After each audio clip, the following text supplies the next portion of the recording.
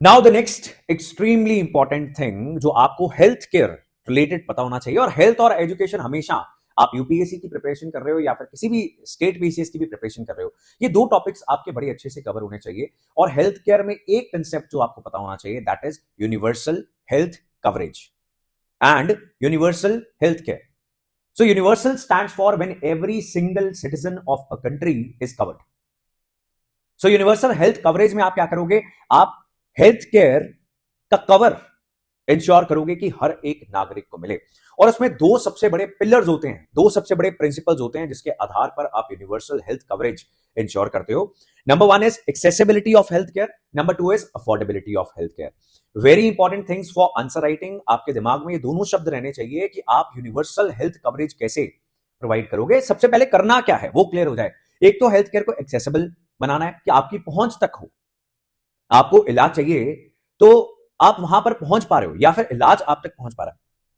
मोहल्ला क्लिनिक्स बनाए जाते हैं, PM Shri health care and wellness centres बनाए जा रहे हैं प्राइमरी हेल्थ केयर के लिए।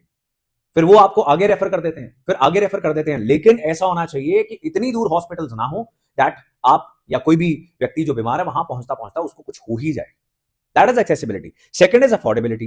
अफोर्डेबिलिटी यानी इलाज जो है या तो सस्ता है, या सरकार उसको मुफ्त करवा रही है, या फिर हेल्थ इंश्योरेंस जो है उसकी पेनिट्रेशन देश के अंदर है।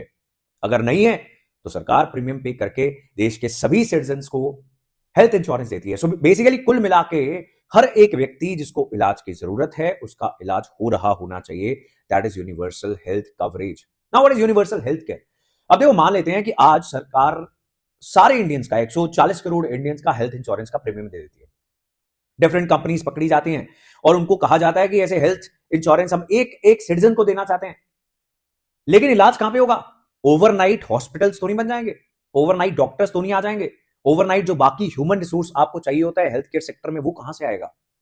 So now that is what this headline is saying, that not just insurance, Indians need universal health care. Health care चाहिए, इंश्योरेंस तो कर देंगे, आप उससे ये मान सकते हो कि आपने यूनिवर्सल हेल्थ कवरेज प्रोवाइड कर दी, लेकिन हेल्थ केयर करने के लिए आपको हॉस्पिटल चाहिए, बेड्स चाहिए, डॉक्टर्स चाहिए, नर्सेस चाहिए, पैरामेडिकल स्टाफ चाहिए, दवाइयां चाहिए, टेस्टिंग इक्विपमेंट्स और फैसिलिटीज चाहिए, और वो ओवरनाइट नहीं होता है।